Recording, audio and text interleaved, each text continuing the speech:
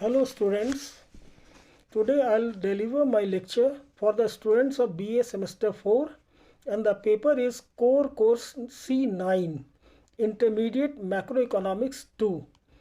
The topic is Quantity Theory of Money. This topic will be discussed in two parts.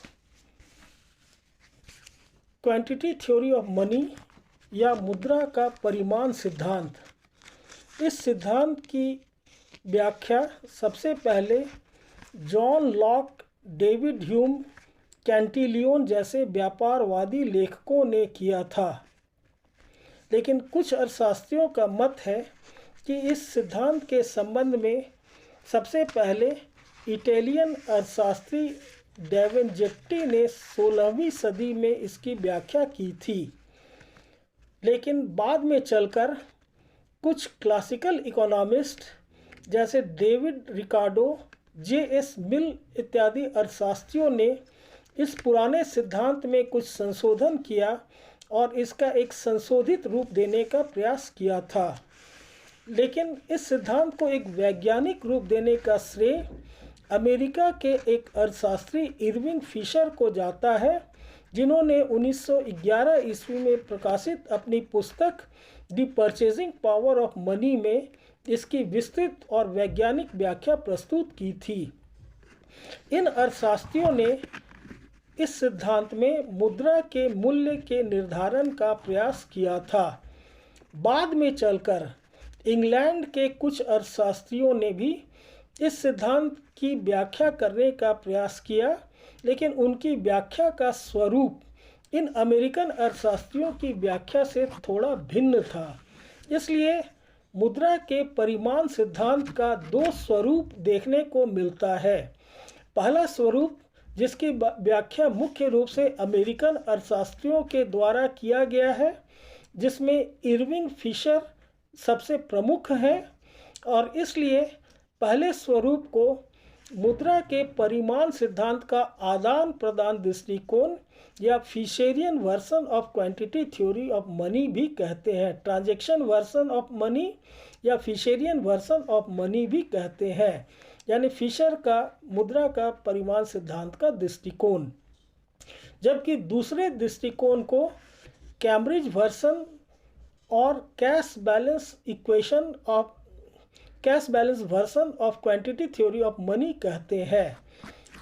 दूसरे स्वरूप को Cambridge version या Cambridge दृष्टिकोण इसलिए कहा जाता है क्योंकि इसकी व्याख्या करने का श्रेय मुख्य रूप से कैम्ब्रिज विश्वविद्यालय के कुछ प्राध्यापकों, जिसमें मार्शल, पीगू, रॉबर्टसन, किन्स जैसे अर्थशास्त्री प्रमुख थे, इन अर्थशास्त्रियों के द्वारा किया गया था।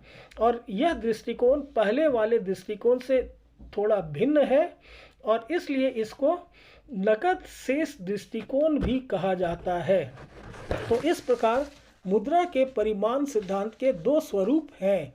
सबसे पहले हम चर्चा करेंगे इसके पहले स्वरूप का, यानी Fisherian version of quantity theory of money या मुद्रा के परिमाण सिद्धांत का फिशर का दृष्टिकोण, अथवा transaction version of quantity theory of money या मुद्रा के परिमाण सिद्धांत का आदान प्रदान दृष्टिकोण।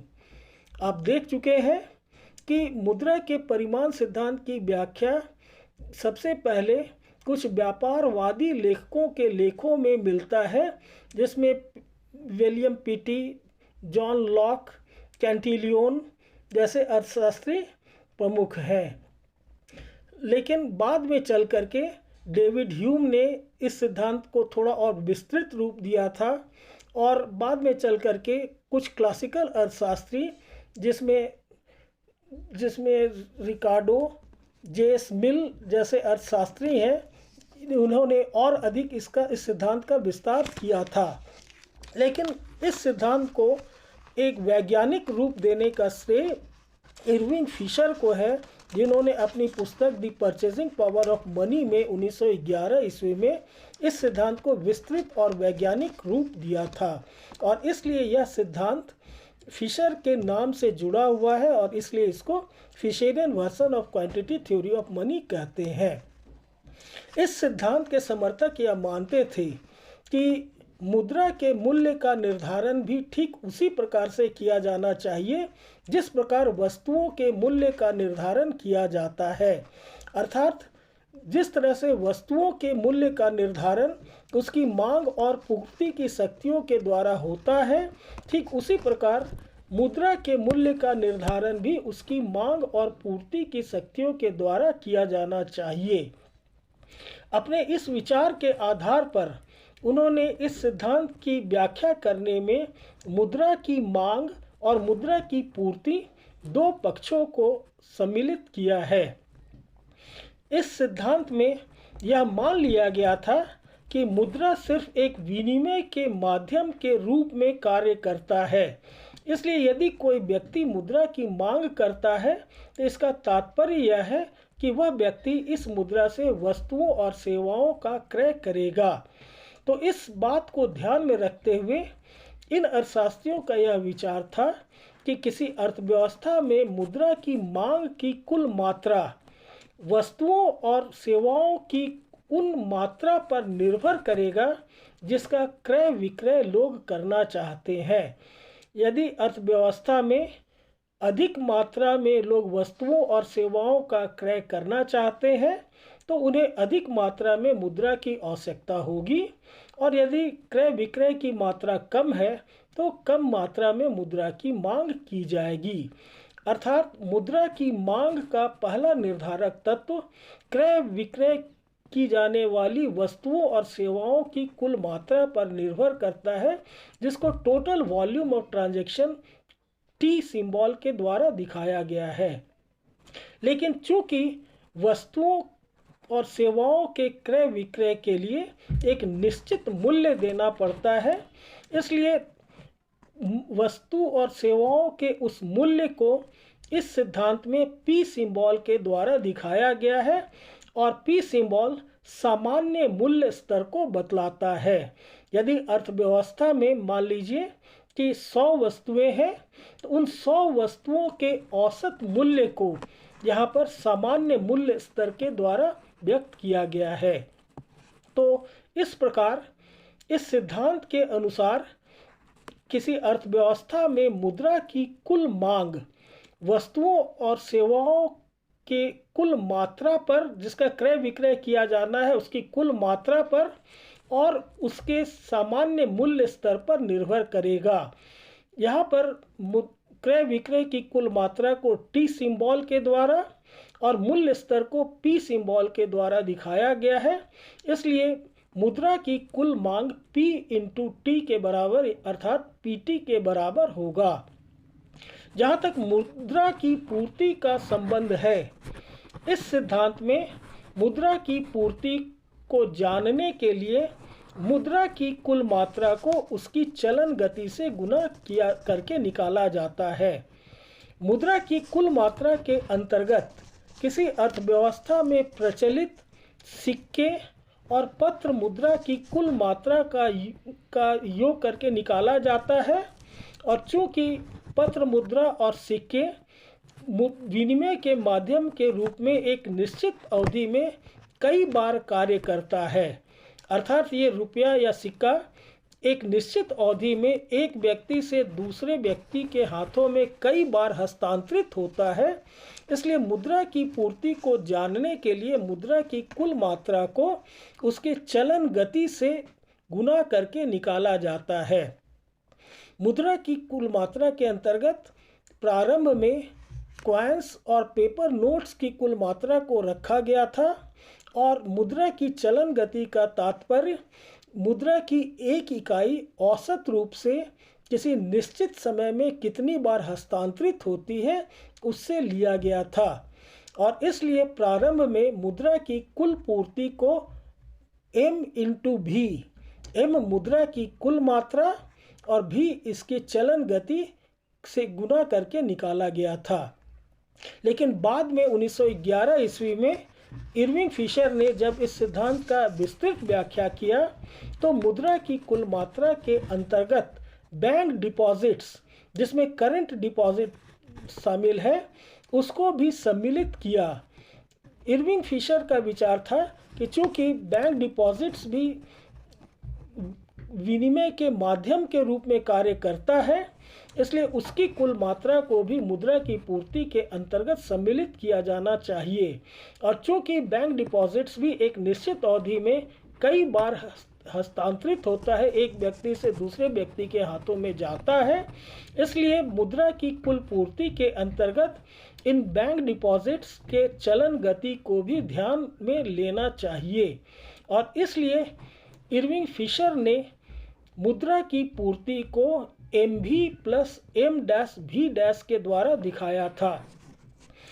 तो प्रारंभ में जब MV = PT के रूप में प्राचीन अर्थशास्त्रियों ने इसको रखा था, तो मूल्य स्तर P = MV/T के द्वारा दिखाया गया था। लेकिन जब फिशर ने इसमें संशोधन किया, इसका संशोधित रूप दिया, तो यह समीकरण बदल करके MV प्लस M-V = PT के बराबर दिखाया गया।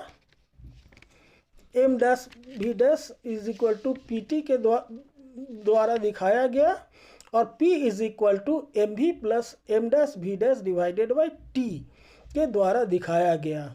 तो प्रारंभ में P = MV/T रखा गया था, लेकिन फिशर ने संशोधित करके P = MV plus M-V / T के द्वारा इसको प्रदर्शित किया था। यह सिद्धांत कई मान्यताओं पर आधारित है। जैसे इस सिद्धांत में मान लिया गया है कि अल्पकाल में V और T स्थिर रहता है। इस सिद्धांत में यह मान लिया गया था कि मुद्रा की चलन गति और क्रय विक्रय की कुल मात्रा में अल्पकाल में कोई भी परिवर्तन नहीं होता है। मुद्रा की चलन गति लोगों के मौद्रिक आदतों पर निर्भर करता है और लोगों की मौद्रिक आदतों में अल्पकाल में कोई परिवर्तन नहीं होता है।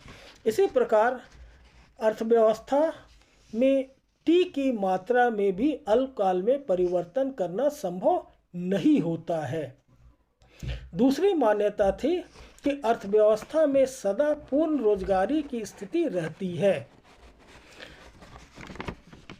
इस सिद्धांत के समर्थकों का यह विचार वास्तव में JB से के बाजार के नियम पर आधारित था। JB से का बाजार का नियम यह बतलाता है कि supply creates its own demand, पूर्ति अपने मांग का सृजन स्वयं करती है।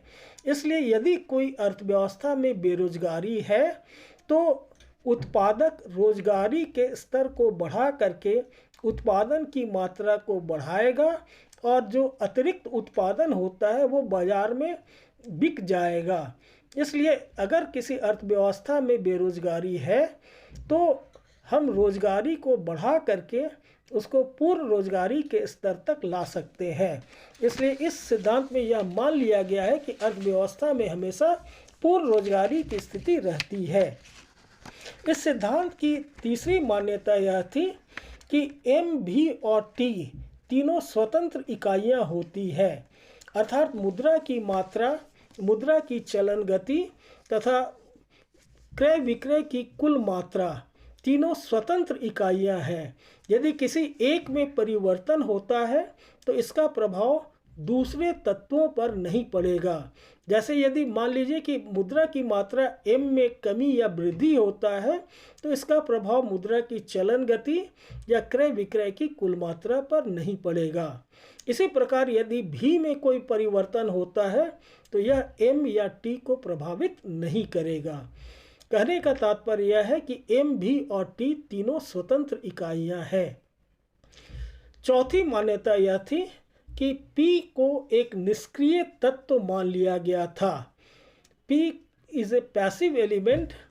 कहने का तात्पर्य यह है कि यदि अन्य तत्वों में कोई परिवर्तन होता है तो इसका प्रभाव P पर पड़ेगा, लेकिन P में अगर कोई परिवर्तन होता है तो यह अन्य तत्वों को प्रभावित नहीं करेगा। जैसे मान लीजिए M में, V में या T में कोई भी परिवर्तन होता है तो ये प्राइस लेवल P को प्रभावित करेगा। लेकिन यदि मूल्य स्तर P में कोई भी परिवर्तन होता है तो ये एम भी अथवा टी में कोई भी प्रभाव नहीं डालता है और इसलिए इसको एक निष्क्रिय तत्व माना गया था। पांचवी मान्यता यह है कि मुद्रा सिर्फ एक विनिमय के माध्यम के रूप में कार्य करता है, अर्थात यदि कोई व्यक्ति मुद्रा की मांग करता है तो वह व्यक्ति इस मुद्रा से सिर्फ वस्तुओं और सेवाओं का क्रय करेगा और इसका कोई अन्य उपयोग उसके पास नहीं है। अर्थात इस सिद्धांत में स्टोर ऑफ वैल्यू के रूप में, मूल्य के संचय के रूप में मुद्रा की मांग को ध्यान में नहीं रखा गया है। इसके बाद छठी मान्यता यह है कि एम तथा एम डैश में एक निश्चित संबंध होता है, अर्थात मुद्रा की मात्रा और बैंक डिपॉजिट्स की मात्रा में एक निश्चित संबंध होता है।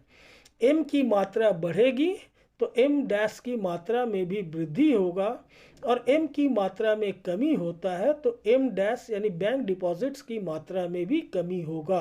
दोनों में एक निश्चित संबंध होता है। इन मान्यताओं के आधार पर इस सिद्धांत के समर्थकों ने मुद्रा की मात्रा और मूल्य स्तर के बीच एक सीधा और समानुपातिक संबंध स्थापित करने का प्रयास किया था।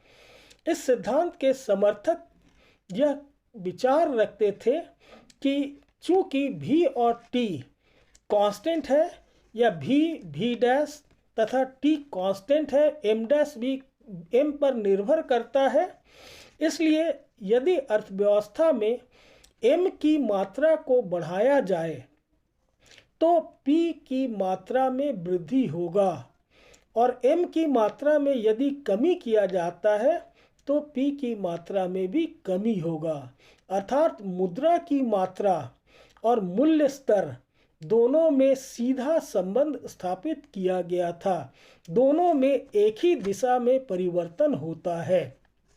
जहाँ तक समानुपातिक संबंध का सवाल है तो समानुपातिक संबंध का तात्पर्य यह है कि एम में जिस अनुपात में परिवर्तन होगा पी में भी उसी अनुपात में परिवर्तन होगा। यदि मुद्रा की मात्रा एम को दुगना कर दिया जाए तो पी भी दुगने के बराबर हो जाएगा और यदि मुद्रा की मात्रा एम को आधा कर दिया जाए तो प्राइस लेवल पी भी आधे के बराबर हो जाएगा। तो इस प्रकार इस सिद्धांत में मुद्रा की मात्रा और मूल्य स्तर के बीच सीधा और समानुपातिक संबंध स्थापित किया गया था। इस सिद्धांत का निष्कर्ष देते हुए टॉसिग का कहना था कि double the quantity of money, other things being the same, prices will be twice as high as before and the value of money one half. Half the quantity of money, other things being equal, prices will be one half of what they were before and the value of money double. अर्थात टॉसिक का कहना था कि यदि अन्य बातें समान रहें और मुद्रा की मात्रा को दुगना कर दिया जाए तो मूल्य स्तर दुगने के बराबर हो जाएगा तथा मुद्रा का मूल्य आधे के बराबर हो जाएगा। इसी प्रकार यदि मुद्रा की मात्रा को आधे के बराबर कर दिया जाता है और अन्य बातें समान रहती हैं तो मूल्य स्तर भी आधे के बराबर हो जाएगा और मुद्रा का मूल्य, वैल्यू ऑफ मनी, पहले की तुलना में दुगने के बराबर हो जाएगा। इसी प्रकार जे.एस. मिल ने इस सिद्धांत का निष्कर्ष देते हुए कहा था कि the value of money, other things being the same, varies inversely as the quantity. Every increase in quantity lowers the value and every diminution raising it in a ratio exactly equivalent. अर्थात JS. मिल का कहना था कि यदि अन्य बातें समान हो तो मुद्रा का मूल्य मुद्रा की मात्रा के विपरीत दिशा में कार्य करता है। यदि मुद्रा की मात्रा को बढ़ा दिया जाए तो मुद्रा के मूल्य में कमी होगा और यदि मुद्रा की मात्रा में कमी की जाती है तो मुद्रा के मूल्य में वृद्धि होगा। यहाँ पर देखिएगा कि दो टर्म का हम लोग उपयोग कर रहे हैं, प्राइस लेवल और value of money. Price level का तात्पर्य यहाँ पर जनरल प्राइस लेवल से होता है और दूसरा है वैल्यू ऑफ मनी। यहाँ पर इन दोनों में अंतर समझना आवश्यक है। सामान्य मूल्य स्तर, जिसको यहाँ पर मूल्य स्तर की संज्ञा हम लोग देते हैं, का तात्पर्य है कि अर्थव्यवस्था में जितनी भी वस्तुएं हैं उनका औसत मूल्य अगर निकाल ले तो वो सामान्य मूल्य स्तर कहलाएगा। और वैल्यू ऑफ मनी, मुद्रा के मूल्य का तात्पर्य है कि मुद्रा की एक इकाई औसत रूप से वस्तु की कितनी मात्रा का क्रय कर सकता है। इसे एक उदाहरण द्वारा हम दिखा सकते हैं। जैसे मान लीजिए कि एक अर्थव्यवस्था में सामान्य मूल्य स्तर, जिसको मूल्य स्तर भी कहेंगे, वो 5 रुपये प्रति इकाई के बराबर है। तो ये प्राइस लेवल P 5 रुपये के बराबर होगा।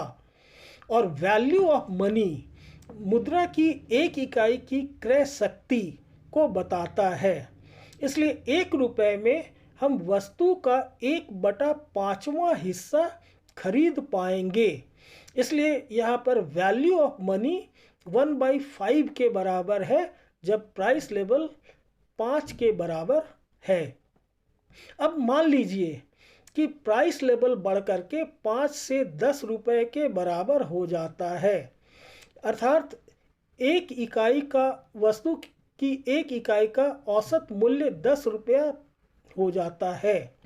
तो वैसी स्थिति में 1 रुपये में हम वस्तु का 1/10वां हिस्सा खरीद पाएंगे। यहाँ पर हम देखते हैं कि मूल्य स्तर 5 का दुगना 10 के बराबर हो गया है, अर्थात मूल्य स्तर में दुगने के बराबर की वृद्धि हुई है।